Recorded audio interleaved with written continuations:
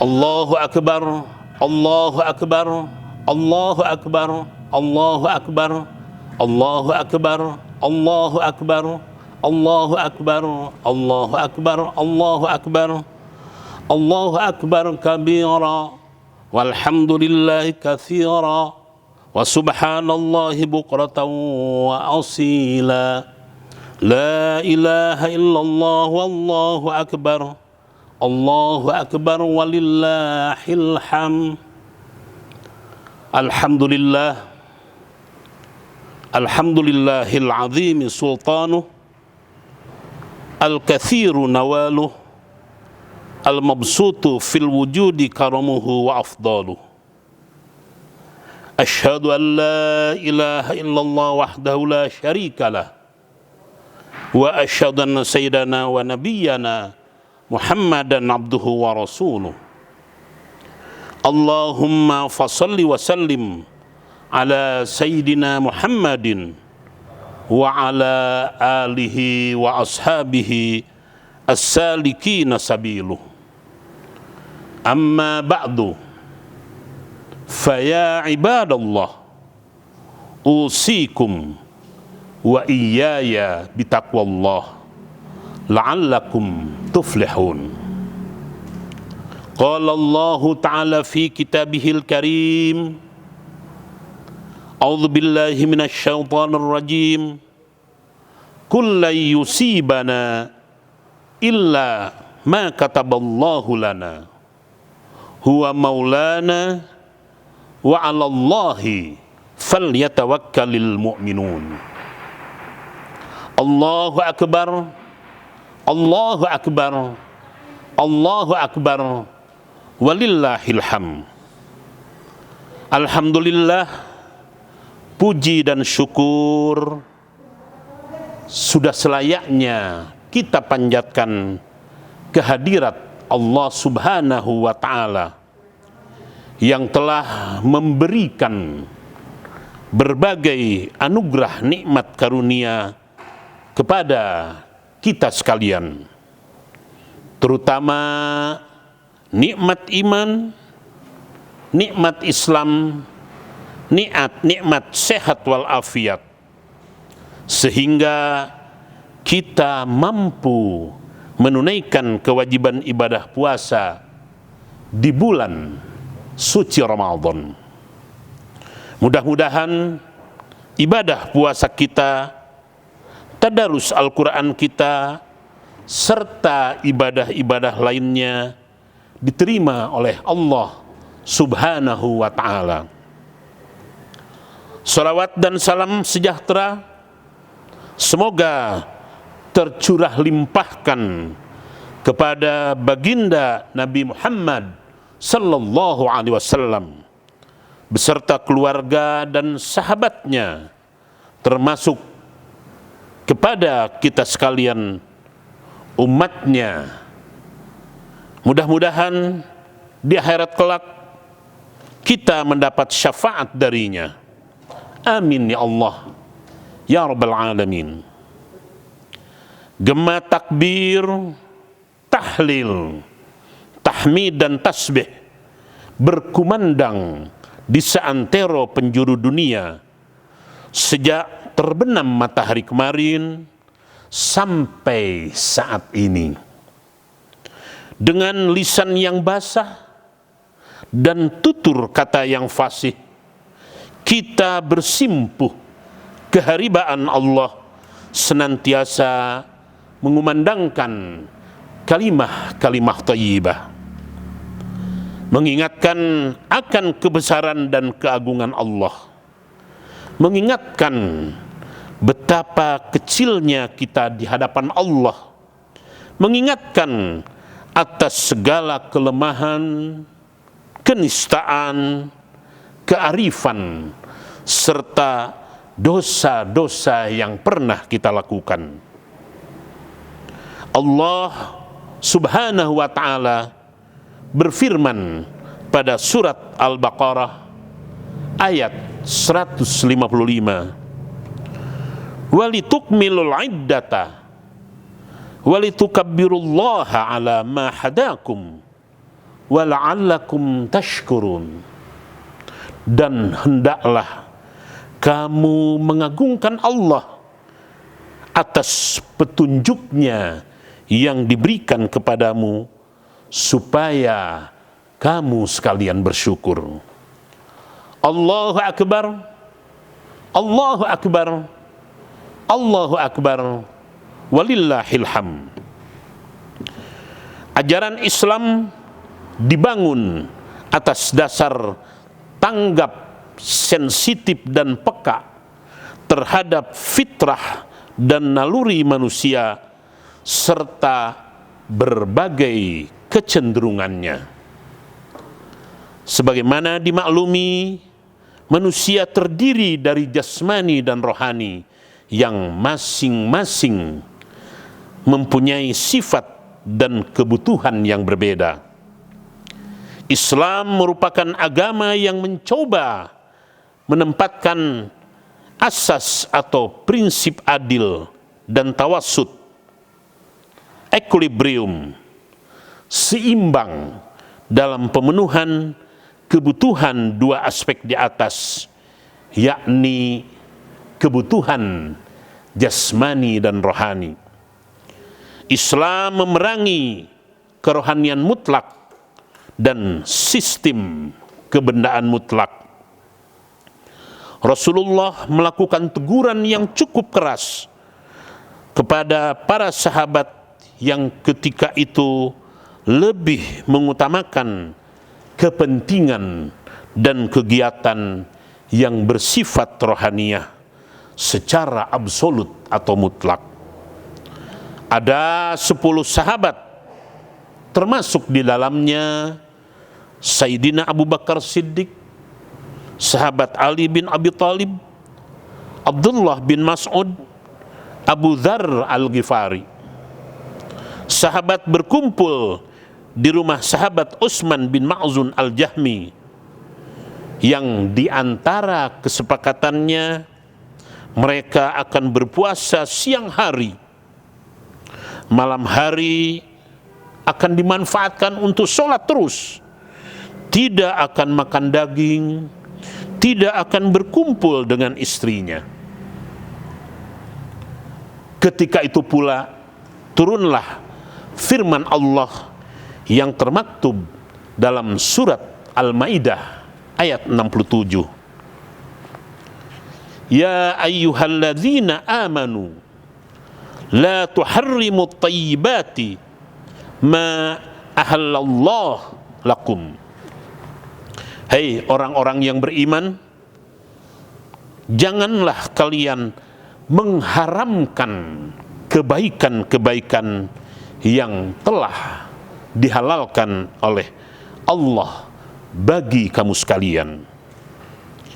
Demikian pula dalam surat Al-Hadid ayat 27, Allah berfirman, وَجَعَلْنَا فِي قُلُوبِ الَّذِينَ اتَّبَعُوهُ رَأْفَةً وَرَحْمَةً وَرَهْبَانِيَّةً أَبْتَدَعُوهَا مَا كَتَبْنَاهَا عَلَيْهِمْ إِلَّا ابْتِغَاءَ رِضْوَانِ اللَّهِ فَمَا رَعَوْهَا حَقَّ رِعَايَتِهَا فَآتَيْنَا الَّذِينَ آمَنُوا مِنْهُمْ أَجْرَهُمْ wa katsirum minhum fasiqun. Artinya wallahu a'lam bimuradih, kami jadikan dalam hati orang-orang yang mengikutinya rasa santun dan kasih sayang, dan mereka mengada-adakan rahbaniyah, hidup sebagaimana rahib yang hanya memenuhi kegiatan-kegiatan yang sifatnya rohani. Padahal kami tidak mewajibkannya kepada mereka, tetapi mereka sendirilah yang mengada-adakannya untuk mencari keridhaan Allah. lalu mereka tidak memeliharanya dengan pemeliharaan yang semestinya, maka kami berikan kepada orang-orang yang beriman di antara mereka pahalanya, dan banyak di antara mereka orang-orang yang fasik. Islam melarang pola hidup yang hanya mengutamakan kehidupan rohani secara mutlak atau berlebihan, yaitu pola hidup yang memutuskan sama sekali soal kehidupan hidup duniawi. Hal itu dapat menyebabkan manusia menjauhkan diri dari kewajiban memikirkan rahasia dan hikmah yang telah dianugerahkan Allah kepada manusia di bumi dan di langit. Lebih jauh, pola hidup ini dapat menimbulkan sikap apatis terhadap hal-hal yang sifatnya produktif, membekukan daya fikir, mematikan keinginan, cita-cita dan harapan, menghapuskan kegairahan hidup. Mereka lari dari gelanggang kehidupan nyata, berbakti kepada Allah bukan dengan cara meninggalkan kehidupan dunia. Sebaliknya, Islam dengan keras memerangi pola hidup materialisme, mengutamakan kebendaan mutlak, bahkan lebih keras daripada pola kerohanian mutlak.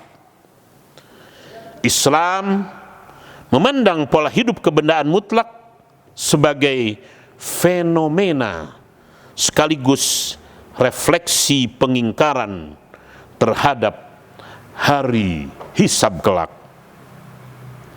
Mari kita renungkan makna yang terdalam dari firman Allah surat At-Takatsur ayat 1 sampai 8. Alhaakumut takatsur hatta zurtumul maqabir kalla sawfa ta'lamun thumma kalla sawfa ta'lamun kalla law ta'lamuna ilmal yaqin latarawunnal jahim thumma latarawunnaha 'ainal yaqin thumma latus'alunna yawma idzin 'anin na'im. Artinya, wallahu alam bimuradih, bermegah-megahan telah melalaikan kalian sampai kalian masuk ke dalam kubur. Janganlah begitu, kelak kalian akan mengetahui akibat perbuatan tersebut. Dan janganlah begitu, kelak kalian akan mengetahui. Janganlah begitu, jika kalian mengetahui dengan pengetahuan yang yakin,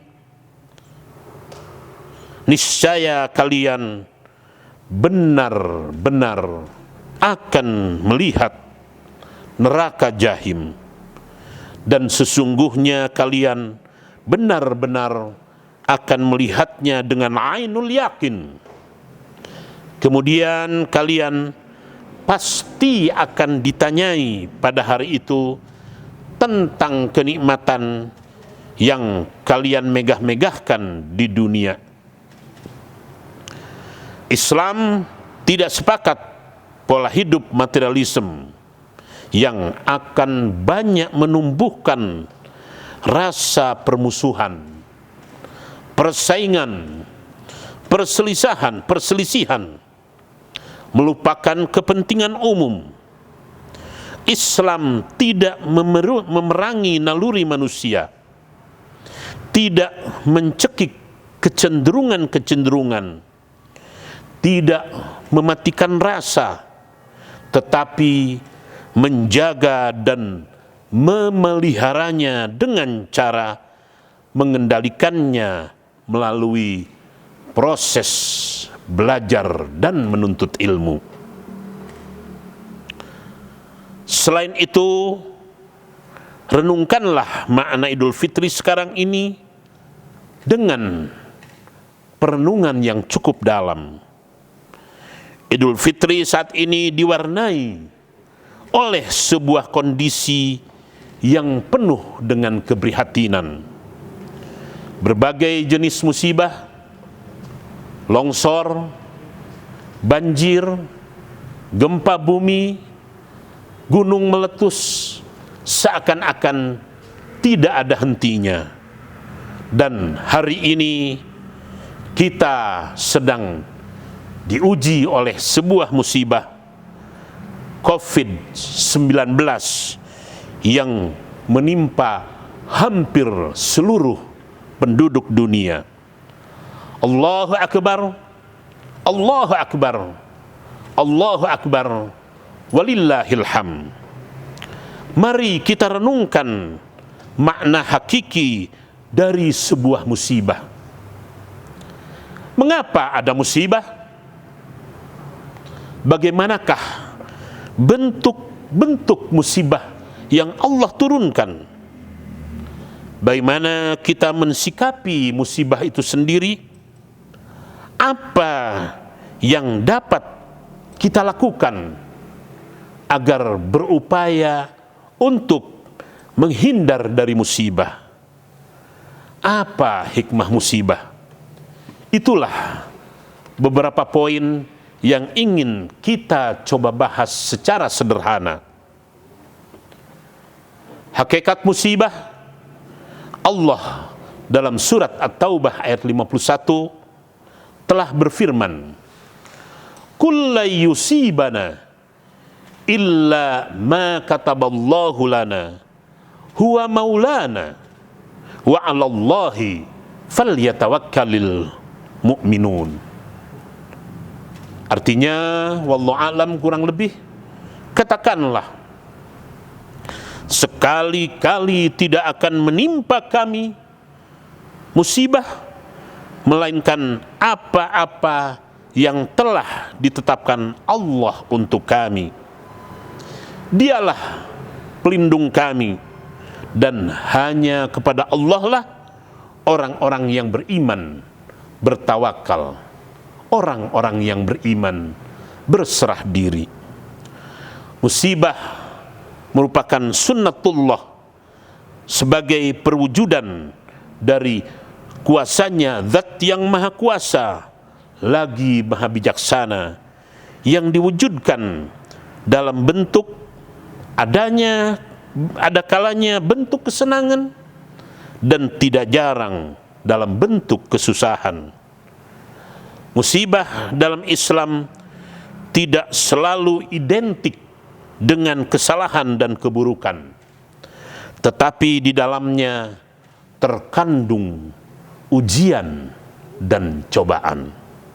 Allahu Akbar, Allahu Akbar, Allahu Akbar, walillahil hamd. Mengapa Allah menurunkan musibah? Jika Allah hanya memberi kesenangan di dunia ini, pada sebagian besar manusia tentunya akan terlena dengannya. Dan sebaliknya, jika Allah hanya memberikan kesulitan dan kesusahan pada semua manusia, tentunya manusia akan sibuk dengan gerutu dan protes. Musibah ada yang disebabkan karena kelakuan individu, dan juga ada musibah yang disebabkan komunitas yang keluar dari relnya.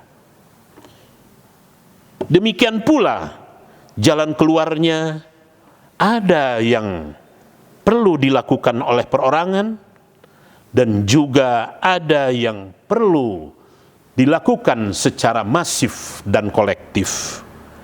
Hal ini bergantung sampai sejauh mana musibah itu, baik kapasitas, intensitas, kualitas, maupun dampak yang ditimbulkannya.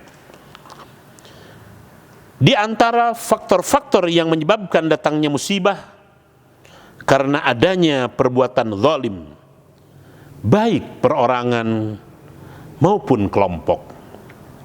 Allah berfirman dalam surat Yunus ayat 13, walaqad ahlaknal quruna min qablikum lamma zalamu waja'athum rusuluhum bil bayyinati wa ma kanu liyu'minu kadzalika najzil qaumal mujrimin. Dan sesungguhnya kami telah membinasakan umat-umat sebelum kamu ketika mereka berbuat kezaliman, padahal Rasul-Rasul mereka telah datang kepada mereka dengan membawa keterangan-keterangan yang nyata, tetapi mereka sekali-kali tidak hendak beriman.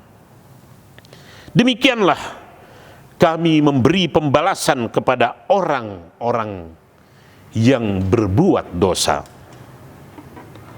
Hujjatul Islam Al-Imam Al-Ghazali dalam kitabnya Mukasyafatul Qulub, yang juga hadis ini berasal dari Rasulullah sallallahu alaihi wasallam, menyampaikan, khamsatun ghadaballahu alaihim in syaa amda ghadabahu alaihim fid dunya wa illa amara bihim fil akhirah ilan nar. Amiru qaumin ya'khudhu haqqahu min ra'iyatihi wa la yansafuhum min nafsihi wa la yadfa'u dhulma anhum. Wa za'imu qaumin yuti'unahu wa la yusawi bainal qawiyyi wad dha'if wa yatakallamu bil hawa wa rajulun la ya'muru ahlahu wa waladahu bi ta'atillah wa la yu'allimuhum amra dinihim wa rajulun ista'jara ajiran fastawfa minhul amal wa lam yuwaffihi wa rajulun zalama imra'atahu fi sadaqiha. Sabda Rasulullah, ada 5 macam kezaliman yang paling dimurkai Allah.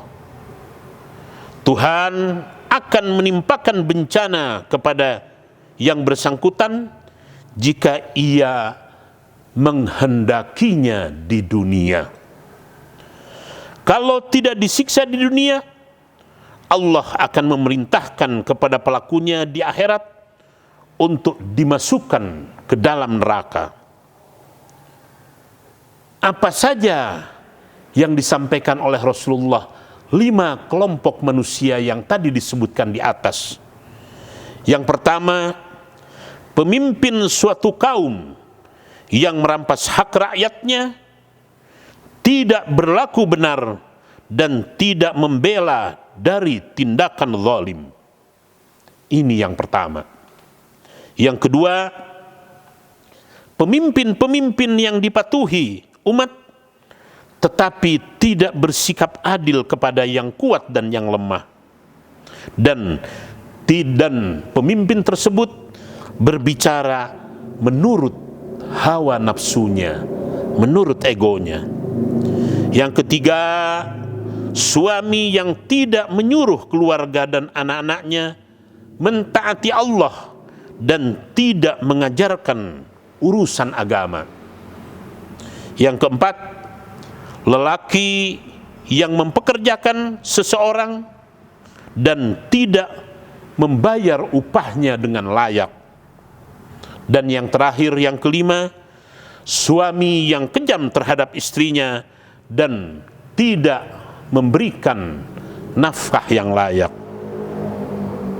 Lebih jauh, dalam hadisnya Rasulullah menyampaikan, orang-orang yang melihat kezaliman dan bersifat permisif atau membiarkan, Rasulullah bersabda, "Innan nasa idza ra'au adh-dhalima falam ya'khudhu ala yadayhi awshaka ay ya'ummahumullahu bi'iqabim minhu."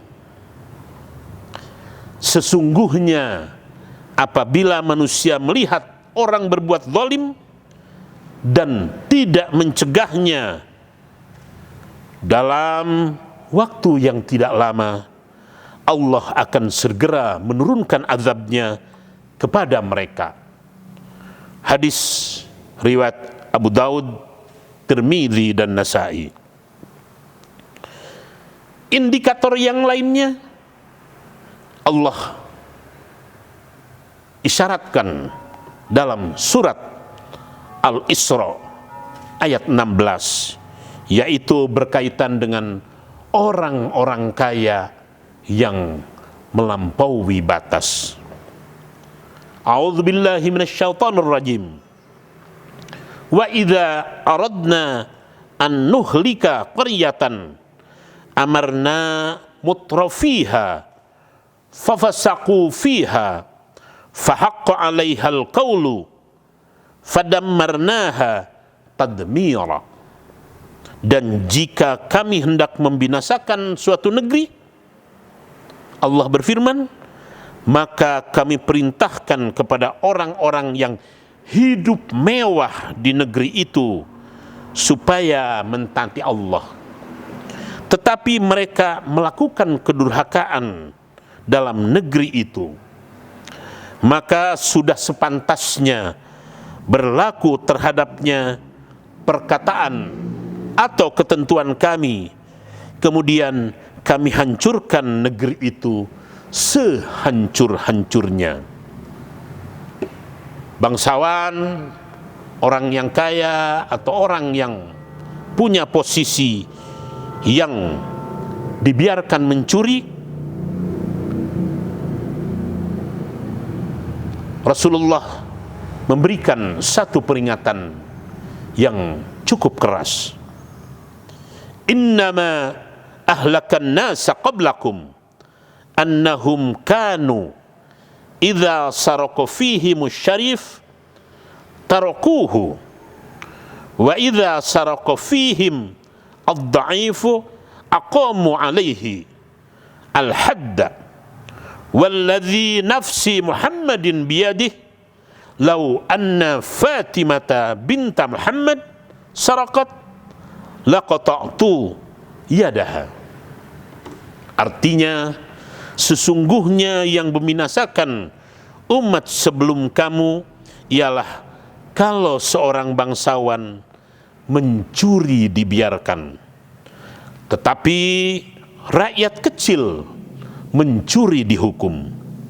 Demi Allah, andaikan Fatimah putri Muhammad mencuri, pasti aku potong tangannya. Hadis riwayat Bukhari dan Muslim.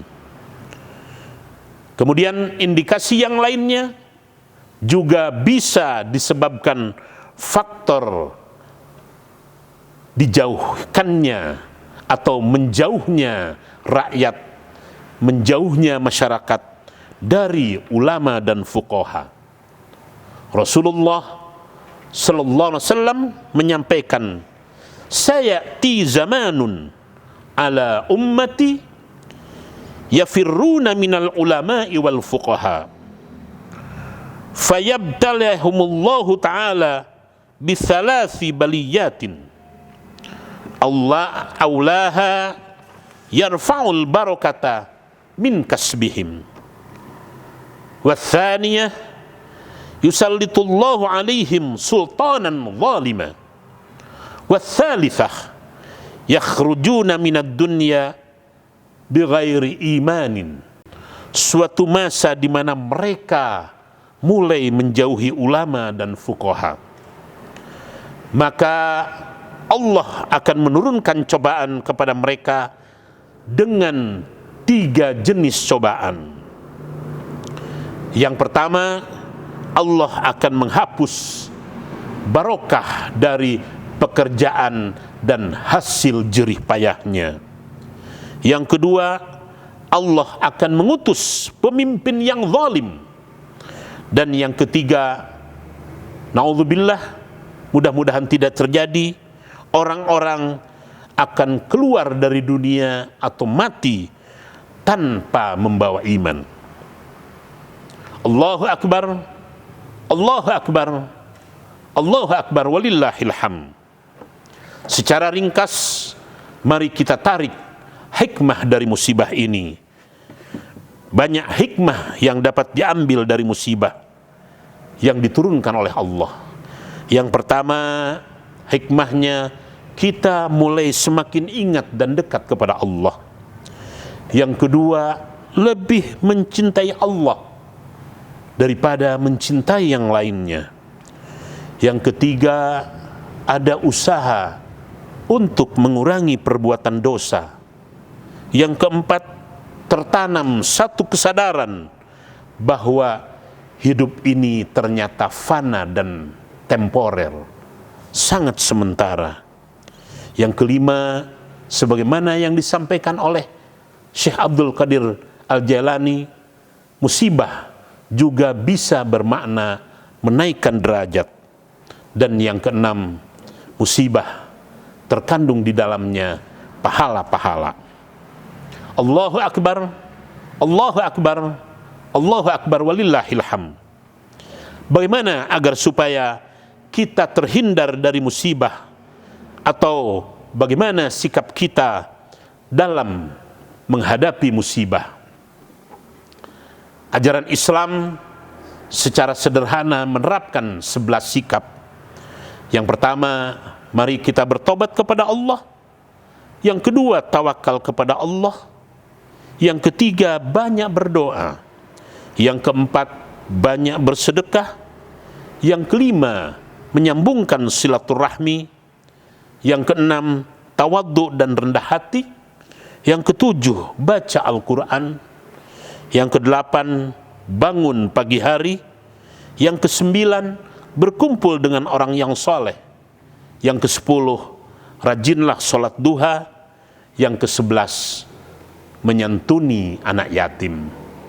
Itulah solusi atau jalan keluar yang disampaikan oleh para ulama-ulama sufi yang kita jumpai di berbagai kitab tasawuf. Lebih jauh, seorang mukmin hendaknya bersikap sabar, tawakal, dan senantiasa optimis. Insya Allah, sikap tersebut akan dapat mendatangkan ampunan dari Allah. Sabda Rasulullah sallallahu alaihi wasallam, "Ma yusibul mu'mina musibatan hatta syaukatan fama fawqaha illa hattallahu anhu biha khati'atan." Artinya, senantiasa akan menimpa suatu musibah kepada seorang mukmin. Apakah musibah tersebut berbentuk tertusuk duri atau lebih dari itu, melainkan Allah akan menghapuskan dan menggugurkan dosa-dosanya. Hadis riwayat Imam Muslim. Dalam hadis yang lainnya juga disampaikan, inna mu'dhamal jazai ma'a a'dhamil bala'i wa inna Allah ta'ala idza ahabba 'abdan ibtalahu wa idza sabara ijtabahu wa idza radiya istafahu. Artinya, sesungguhnya ganjaran yang besar sebanding dengan cobaan yang besar pula. Sesungguhnya Allah apabila mencintai hambanya, tentu mengujinya. Apabila sabar, Allah akan mengabulkan doanya. Apabila rela, Allah akan memilihnya menjadi kekasihnya. Sabru sa'atin ala musibatin khairun min ibadati sanatin. Artinya, bersabar 1 jam atas musibah yang menimpa itu lebih baik daripada ibadah sunat 1 tahun. Al-Hadits. Semoga kita semua diberi kekuatan dalam menghadapi musibah yang sedang menimpa penduduk dunia ini. Semoga pula musibah ini segera berlalu. Itu semua sangat bergantung kepada kudrat dan iradah Allah subhanahu wa ta'ala. Barakallahu li wa lakum fil Qur'anil azim wa nafa'ani wa iyyakum bil ayati wa dzikril hakim wa taqabbalallahu minna wa minkum siyamana wa siyamakum wa qul rabbighfir warham wa anta khairur rahimin. Allahumma salli ala sayyidina Muhammad wa ala ali sayyidina Muhammad. Allahu akbar, Allahu akbar, Allahu akbar, Allahu akbar kabira, walhamdulillahi katsira, wa subhanallahi bukratan wa asila. La ilaha illallah wahdah, sadaqa wa'dah, wa nasara 'abdah, wa azza jundahu, wa hazamal ahzaba wahdah. La ilaha illallah, wallahu akbar, Allahu akbar walillahil hamd.